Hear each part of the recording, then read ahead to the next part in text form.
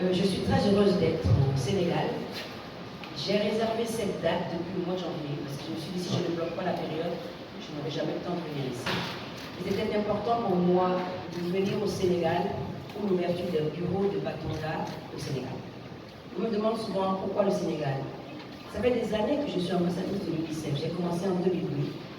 Ça fera aujourd'hui, ça fera en septembre 21 ans que je suis ambassadrice de l'UNICEF.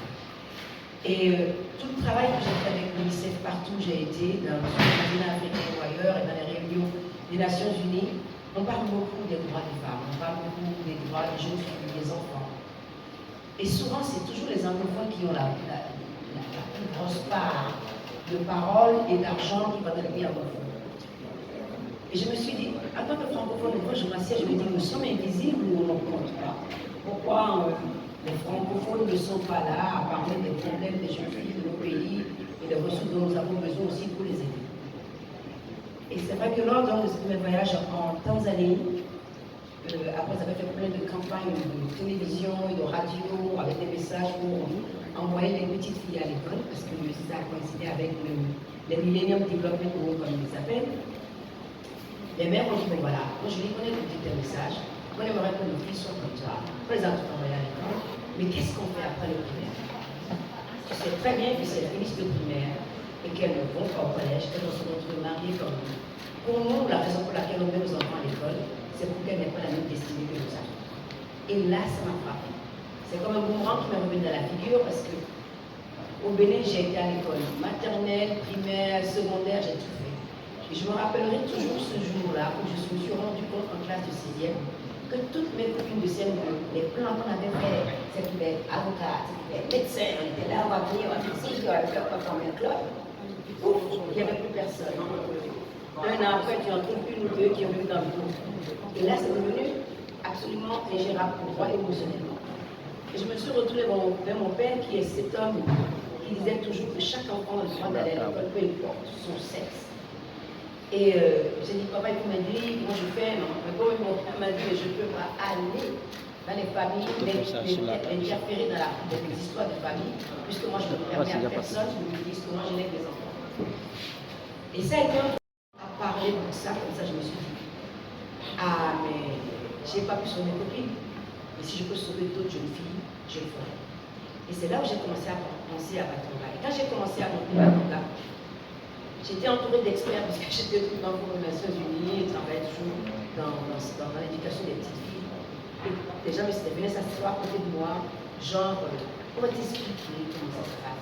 Il ne faut pas que tu fasses ça, tu vas échouer parce qu'au secondaire, les filles arrêtent l'école très vite, on ne connaît pas les statistiques, on ne veut pas que tu échoues, blablabla, blablabla. Et de ce moment-là, j'ai commencé à avoir une aversion pour les experts. Mais pourquoi les êtres humains ne sont pas des statistiques? Et ma réponse à tous ces doutes, je l'ai dit en anglais, if it's easy, why bother? Si c'est simple, pourquoi se déranger? Vous êtes en train de me dire que moi, en tant que femme africaine, je ne peux pas aider les jeunes filles de mon continent. Parce que le taux de décrochage à l'école, c'est j'en ai rien à faire, moi. Et j'ai commencé en 2006 au Bénin, au Mali, Cameroun, en Sierra Leone et en Éthiopie. En Sierra Leone, on a construit une école à Waterloo. Et j'ai travaillé avec des organisations, des ONG de femmes et d'autres ONG qui déjà travaillent dans les villages. Dès le départ, j'ai décidé que je ne serais pas dans les villes, que les villes avaient suffisamment de ressources pour faire ce qu'il fallait, que j'irais dans les endroits où personne n'a envie d'y aller. Parce que l'intelligence et le droit de la jeune fille n'a pas de frontières et n'a pas de géographie. Et on a commencé, et je peux vous dire quand j'ai commencé c'était difficile parce que ces jeunes filles n'avaient plus confiance au système. Quand je leur demandais quel temps elles me regardaient pendant des heures sans répondre, et je voyais qu'il y avait un problème de confiance profond qui a été des promesses faites par d'autres organisations, des parents, des gens qui n'ont pas donné lieu à une action. Et petit à petit, j'ai commencé à leur écouter.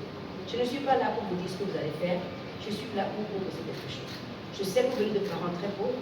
Ce que je veux faire, c'est vous donner payer votre scolarité, vos uniformes, les livres, le tutorat, le mentorat et un repas par jour.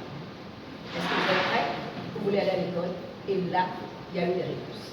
Donc j'ai commencé, et en 2016, j'ai fait une parenthèse. Quand j'ai commencé avec des organisations différentes.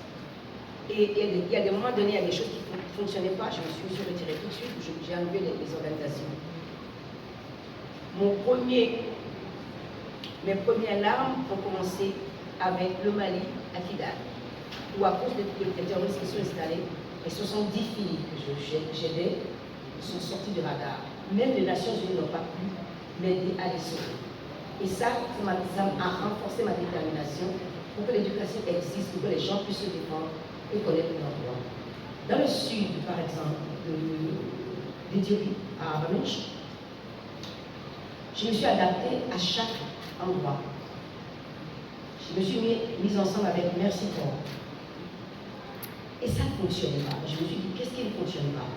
On a eu une discussion, ils m'ont expliqué que ce qu'ils remarquent, c'est que les mères sont réfractaires à envoyer leurs filles parce qu'il y a un renversement de pouvoir. C'est-à-dire quand on éduque la fille pour faire de telle sorte que les droits des parents soient respectés. Et on a décidé ensemble qu'au lieu de donner la scolarité à la fille, on en fait un prêt à la mère. Elle en fait son business et en retour, elle paie la scolarité de la mère. Et ça a changé complètement la vie. Parce qu'on réinstalle la mère dans son rôle de parent, de prendre soin de son enfant. Et comme ça, on a réussi à avoir du succès à Abamèche.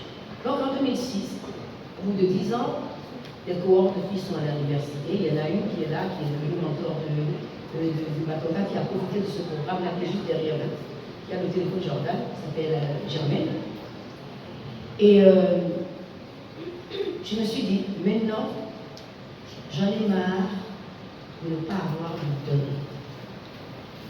Je veux avoir un programme qui soit basé sur l'évidence de l'existence de ces filles, de leurs problèmes et comment on les règle. Donc je me suis approchée d'une organisation qui s'appelle Population Council.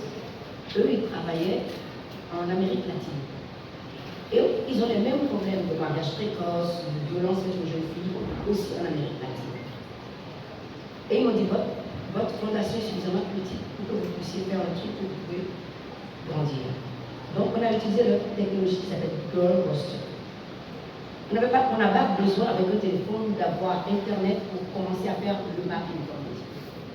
Donc dans les questions que j'aimerais poser, c'est est-ce que les filles vivent seules dans une famille aimante où les parents n'ont rien à faire et c'est comme si elles étaient orphelines dans une famille? Est-ce qu'elles sont mariées? Est-ce qu'elles ont des enfants? Jusqu'à quel niveau est-ce à l'école? Qu'est-ce qu'elles veulent faire? Et comment on répond à leurs besoins? Avec cette technologie, on est obligé de faire, on arrive à faire le mapping de 5000 personnes par jour. Et quand on revient à son ordinateur et qu'on met le téléphone, ça vous donne complètement le tableau assez près des besoins des jeunes filles et quelles sont ces jeunes filles-là. Et on a commencé donc à faire le nouveau Matonga Point 2 qui est d'aider les jeunes filles à les entendre, à les asseoir pour savoir ce qu'elles font. Ce qui est sorti de ce mapping, c'est que les filles voulaient des safe space. On a transformé ça en club. Et on a commencé avec une soixantaine de clubs. Et on a été vers les communautés. On a parlé au chef religieux, on a parlé au père, on a parlé aux mères, en leur disant voilà ce qu'on a envie de faire. On a commencé. On avait aujourd'hui à 3500 filles à peu près, avec un impact de 2 millions sur la population. Pendant la pandémie, ces jeunes filles ont sauvé leur communauté. Elles ont fabriqué des masques, du savon, l'huile à disposition et ont pris d'assaut toutes les radios locales pour chanter des langues différentes, des messages de protection et pour la COVID-19. C'est leur propre initiative, je n'en prends pas le crédit. C'est à partir du moment où elles m'ont dit c'est quoi, qu'est-ce qui se passe, on ne comprend pas. Je leur ai expliqué la dangerosité. Je dis on a besoin d'argent pour faire ci, j'ai couru partout, j'ai trouvé l'argent pour leur donner pour faire ça. Donc voilà ce qu'on fait. Au jour d'aujourd'hui, quand je leur parle des fois je les écoute, mais pas de comprendre. elles arrivent à garder leur argent. On a travaillé avec des sociétés qui permettent à l'argent d'aller sur le téléphone. Donc l'argent n'est pas là pour tous prendre leur argent pour des raisons X ou Y. Mais elles investissent encore aussi dans leur business. Et elles ont des comptes d'urgence aussi. Si les gens en ont besoin, elles sont capables d'aider et de réagir tout de suite. Tout ce que je veux, moi, en tant que femme africaine, c'est de montrer que les femmes sont la colonne vertébrale du continent africain. Nos mères sont l'exemple. Mes deux grands-mères sont devenues veuves à l'âge de 35 ans. Elles ont élevé leurs enfants seules parce qu'elles ont refusé d'épouser quelqu'un de la famille de leur mari en disant nous ne sommes pas des marchandises, on ne passe pas de vie en vie. Elles ont perdu le soutien de toute leur famille, de leur côté et du côté de la famille de leur mari. Elles se sont retrouvées à faire du commerce pour envoyer mon père et ma mère à l'école et qui nous ont aidés. Ma grand-mère disait toujours ton premier mari c'est ton job. Tu dois être un partenaire pour ton mari, pas un tour. Parce que s'il a un problème, tu peux être en mesure, avec l'argent que tu gagnes, d'amener quelque chose qui permet à ton mari, à tes enfants de se nourrir et d'avoir une vie continue. Moi, mon but, c'est ça, de montrer que nous sommes capables, et aussi, parce que j'en avais marre d'entendre dans les rencontres internationales qui se nourrissent et qui s'enrichissent sur la misère des femmes africaines, des jeunes filles africaines, et la façon dont on parlait des Africaines. Moi, ça m'énervait. Et je me suis fait des ennemis puissants. Je vous le dis sincèrement, parce que je le refuse.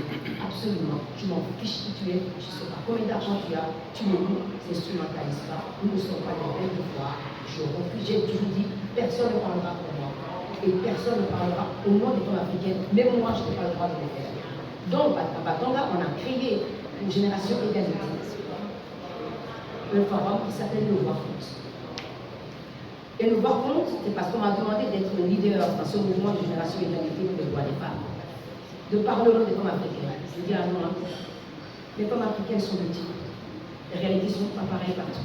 Les problèmes qui ont fait face sont peut-être les mêmes, mais les solutions ne sont pas les mêmes. Moi, ici, je ne peux pas me demander de parler au nom des femmes africaines. Donc, j'ai créé cette plateforme-là sur Batanga qui s'appelle Le Voir Compte. Et j'ai invité toutes les femmes qui ont des ONG locales, petites, moyennes, grandes, de participer à ce forum pour que quand il y a des besoins auxquels on va répondre, il y a des endroits spécifiques pour aller, que ce ne soit pas seulement des experts qui arrivent, qui sont dans les hôtels et qui font le truc et qui disent voilà ce que tu vas faire au Sénégal, voilà ce que tu vas faire là. Je veux que s'il y a des décisions internationales qui sont prises, que ce soit prise avec les voix de femmes qui sont là. On va chercher. Voilà ce que je fais. Je dois vous dire que je suis agréablement surprise et contente d'avoir une équipe sénégalaise incroyable. Et ça, on a passé quelques jours ensemble. Le potentiel qu'il y a chez les jeunes femmes au Sénégal, c'est quelque chose qui m'inspire et qui me donne encore plus de force. Quand je vais retourner, on va commencer à me raconter encore des bêtises sur l'Afrique, on m'a raconté des trucs que tout le monde connaît. Je vais leur dire, attendez, vous allez voir, on est m'asseoir, on ne parle pas comme ça chez nous, on fait ceci, on fait cela. Voilà. Allez-y, je suis à vous.